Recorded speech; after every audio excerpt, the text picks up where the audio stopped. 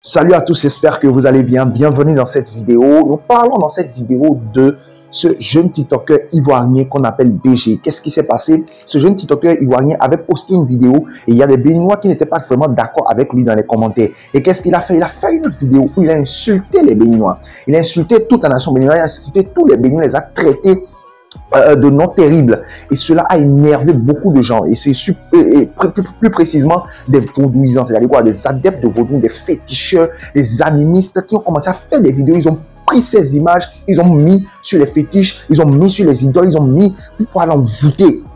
Il y a eu plein de vidéos comme ça sur TikTok où des gens l'ont envoûté, tout ça, et il y a beaucoup de choses qui se sont passées. C'est ce que nous allons voir dans cette vidéo. N'oubliez pas de liker la vidéo, n'oubliez pas de nous laisser des commentaires, n'oubliez pas également de vous abonner à la chaîne et d'activer la cloche de notification pour être informé chaque fois que nous publierons une nouvelle vidéo. Sans plus tarder, regardons un peu de quoi il s'agit et nous allons revenir pour pouvoir en discuter tout à l'heure.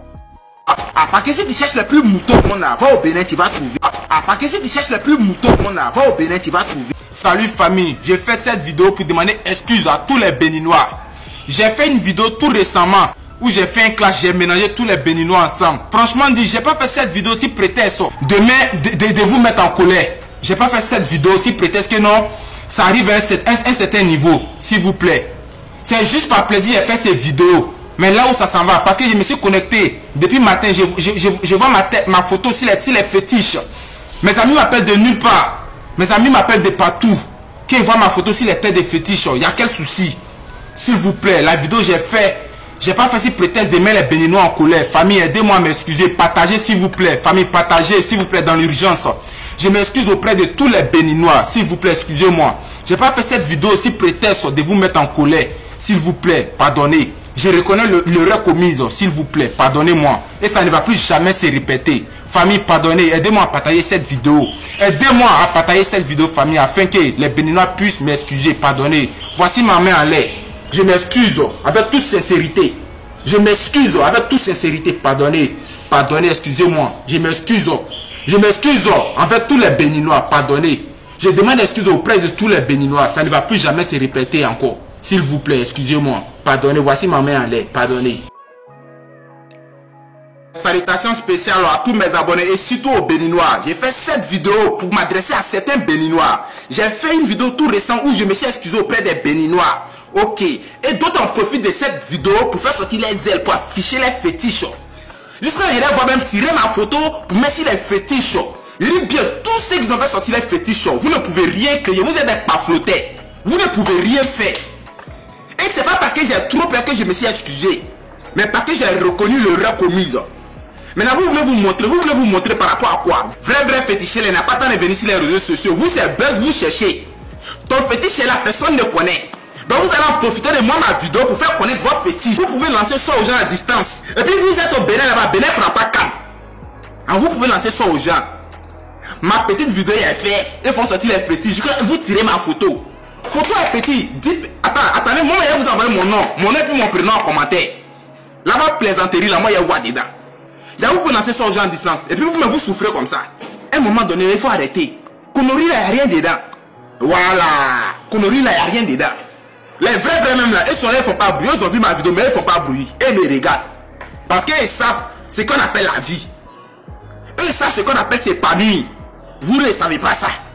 Petit chose là, c'est vous qui partez prendre fétiche. Vous voulez me montrer quoi? Vous ne pouvez rien me montrer. Vous avez compris, fétiche là, si réellement votre fétiche là, ça veut créer fait là, vous-même sortez de la misère d'abord. Voilà, Bénin n'a pas calme. Là, moi, je dis que voilà, non, c'est que c'est bon.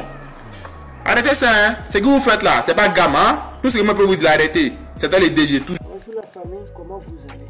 J'espère que tout le monde se porte très bien. Ce message, je l'adresse directement à ce jeune homme, ce plus racaille canaille, qui ne réfléchit pas avant de parler. Si ta vie n'était pas chère, si tu as des enfants, il faut réfléchir à leur vie. Si tu as des parents qui sont encore en vie, il faut que leur vie te fasse réfléchir. Tu comprends? Tu te permets de défier les gardiens de la tradition, qui t'ont donné des mises en garde par rapport à ce que tu as dit. Tu es venu demander pardon, et là tu es revenu nous défier. Je vais te dire une chose. Il vaut mieux le dire parce que moi, par exemple, je ne voudrais pas avoir tes sang dans mes mains. Mais je vais te prévenir. Car je t'ai prévenu. Quand ça va commencer, il ne faut pas aller à l'hôpital. Quand ça va commencer, quand tu vas prendre l'injection, tu meurs sur place. Comme tu es bon et tu es fort et tu veux nous défier, d'accord? On va te taire parce que toute chose n'est pas une chose. Merci. Voilà. Tu dois goûter aux amertumes de la vie. Tu dois goûter aux amertumes de la vie. Et là, tu sauras que dans la vie, il y a des lois. Dans la vie, il y a des principes. Ce petit-là, il n'a encore rien vu. Tu n'as jamais vu. Tu as vu dans ta vie déjà quelqu'un qui a des milliards, qui a construit des maisons. Ce qu'il a pris des années pour construire, pour réaliser avec. Il a pris toute une vie pour réaliser avec. On a pris seulement quelques jours pour le détruire. Tu n'as jamais vu ça? Toi, tu n'as rien d'abord. Tu n'as pas encore les moyens et on va te dire que non. Mais on va te faire, c'est-à-dire on va te faire regretter la vie, on va te rendre la vie amère. Si tu pars trop vite, c'est pourquoi je te donne mise en garde. Il ne faut pas aller à l'hôpital. Quand on va te faire l'injection, tu mourras. Ça c'est clair. Donc, quand ça va commencer, si tu prends l'injection, tu vas partir et ça, tu dois rester en vie pour comment dirais-je? Oh, mais tu as valu on daro daro. Mais tu as valu tipo dopo. Mais tu as valu on réuni au joie bedoué. Il y a un j'avais le poteau DG, l'Ivoirien. Il a insulté le Bénin. Nous voulons vous envoyer en Côte d'Ivoire. En l'air. Vous avez en fadoué, non. Nous allons envoyer ce chat au DG. Ne lui faites pas du mal, c'est un petit. Mais on va lui apprendre qui nous sommes au Bénin. Il a insulté le Bénin que nous sommes des moutons. Aïe. Vu que petit mouton, il est à qui il aurait montré. Cette nuit ne sera pas facile à DG l'Ivoirien. À part ça, il n'a qu'à refaire la vidéo rapidement, d'ici demain, pour demander au peuple béninois qu'il ne va plus commettre cette erreur.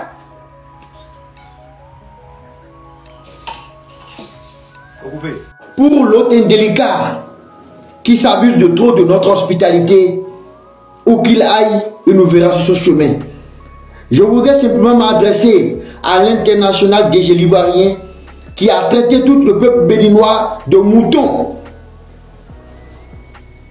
Que nous vivons dans la misère et que le Bénin n'a jamais obtenu de canne. Je vous laisse le temps de regarder sa vidéo et enfin je vais donner mon point de vue. Il va lui l'air. Il dit bien, tous ceux qui ont fait sortir les fétiches, vous ne pouvez rien créer, vous êtes des paflotés. Vous ne pouvez rien faire. Fétiche, vous pouvez lancer ça aux gens à distance. Et puis vous êtes au Bénin là-bas, Bénin ne fera pas calme. Alors vous pouvez lancer ça aux gens. Ma petite vidéo est faite, ils font sortir les fétiches. Vous tirez ma photo. Photo est petite. Dites, attendez, moi je vais vous envoyer mon nom et puis mon prénom en commentaire. Là-bas, plaisanterie, là, moi je vois dedans. Là, vous pouvez lancer ça aux gens à distance. Et puis vous-même vous souffrez comme ça. Un moment.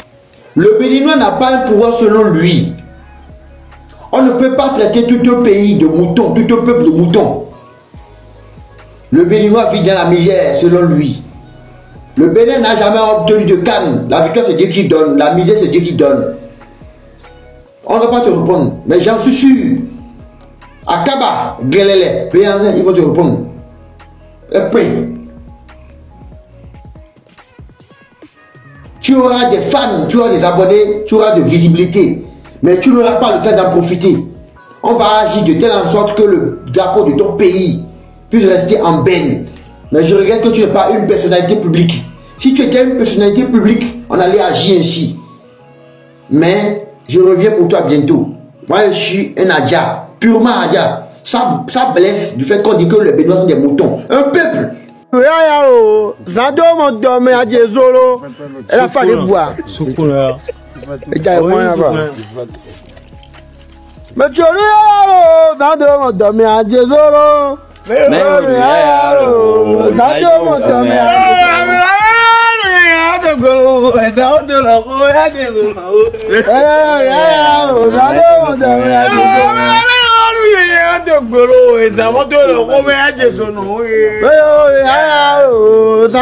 Waouh. Vous voyez que c'est chaud, vous voyez que c'est vraiment chaud. Déjà pour commencer, beaucoup de gens ne le savent pas, beaucoup de gens sont abonnés à la chaîne, ne le savent pas, mais moi je suis béninois, c'est ma nationalité, je suis de nationalité béninoise.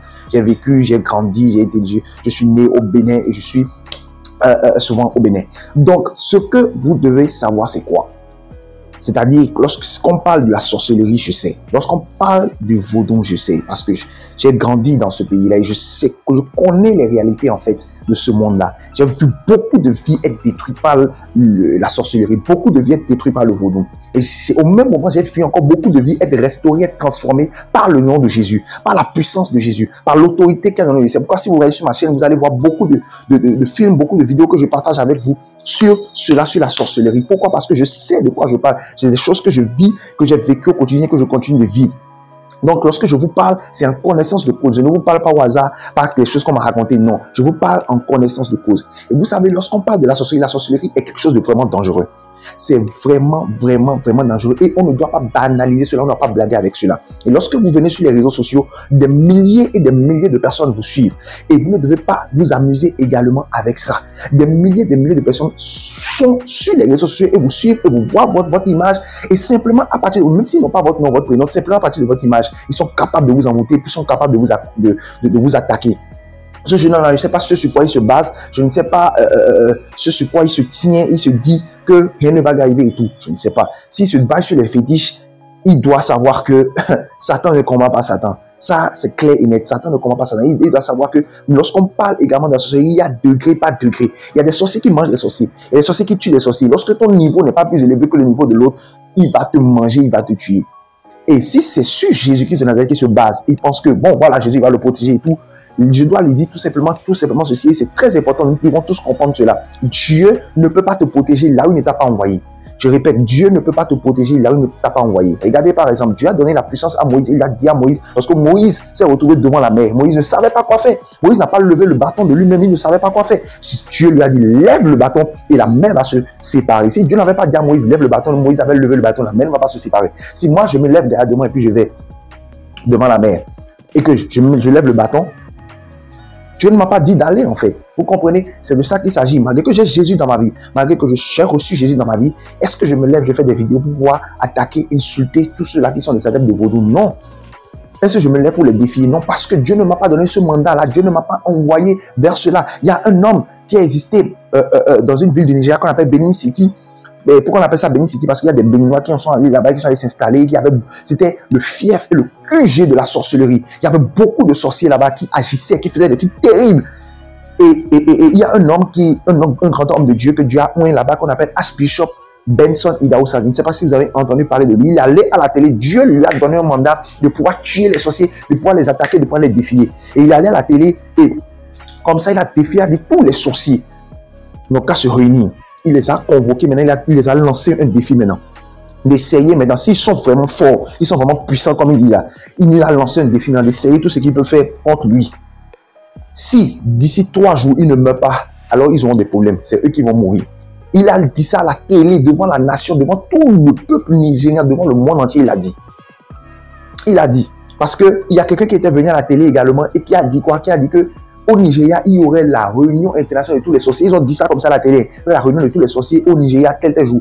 Et Benson Idahosa est venu à la télé, il a dit, Dieu n'a pas besoin de bouger pour cette réunion-là. Moi, je suis là, Idahosa est là. Rien ne va arriver, ça ne va pas marcher. Si vous essayez, vous allez mourir. Il est resté là 3 jours après, il n'est pas mort. Et automatiquement, les gens ont commencé à mourir. Les sorciers ont commencé à mourir dans le village. On apprend que telle personne meurt, telle personne est morte, telle personne est morte. Les sorciers n'ont pas pu faire la réunion.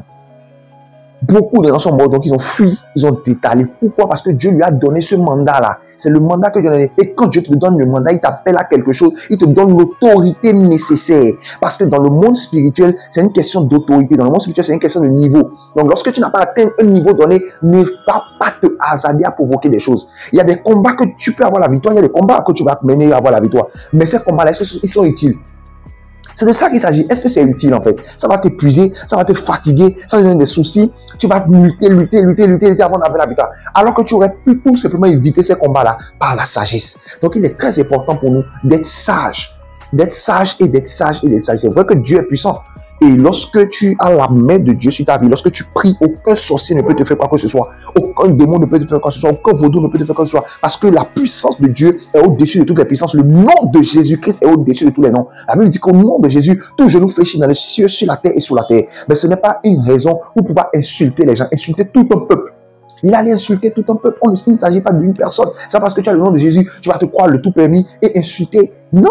Jean-Baptiste dans la Bible dénonçait le roi. Il dénonçait le roi Hérode. Il parlait contre le roi. Il disait, toi, tu es roi. Regarde ce que tu fais, ce n'est pas bien. Répands-toi.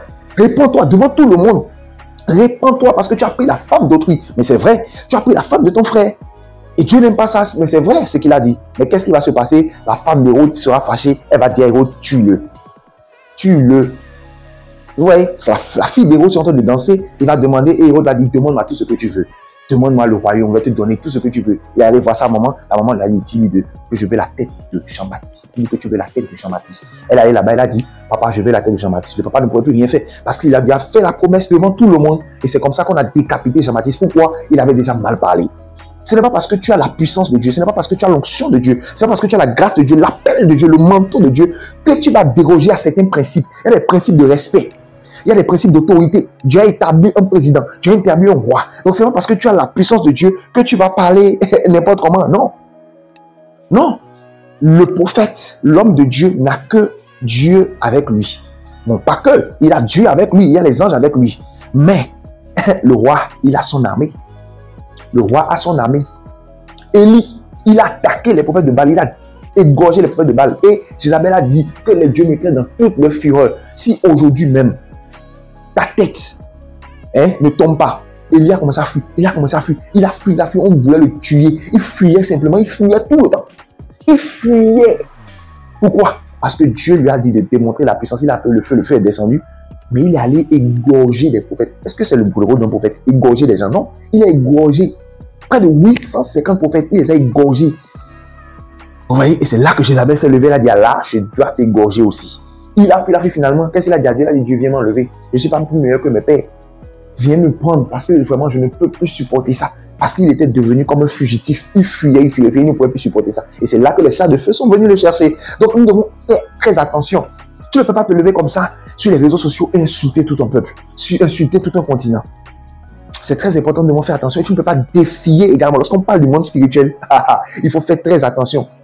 Et lui, il est content parce qu'il s'est dit que rien ne lui est arrivé. Voilà, ça fait des jours, il n'est pas mort. Mais qui lui a dit que les envoûtements, c'est pour la mort? C'est ça, en fait, que les gens ne comprennent pas. Qui lui a dit qu'on est en train de l'envoûter pour qu'il puisse mourir? Non! C'est ici, une sorcière t'envoûte et que tu meurs. Ah, ça, si une sorcière envoûte quelqu'un et la personne meurt, donc là, c'est que, bon, ils ont vite fait le travail.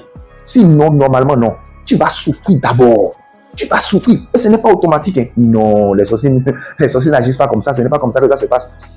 Ça va prendre du temps. Tu vas complètement oublier. Mais eux, ils sont là, ils te surveillent. Tu vas complètement oublier. Peut-être même qu'il va vieillir. Peut-être qu'il va grandir, avoir des enfants. Les enfants vont grandir. Peut-être même qu'ils sont dans la quarantaine, la cinquantaine. Il va oublier tous les exemples qu'il a fait sur TikTok. Et c'est là.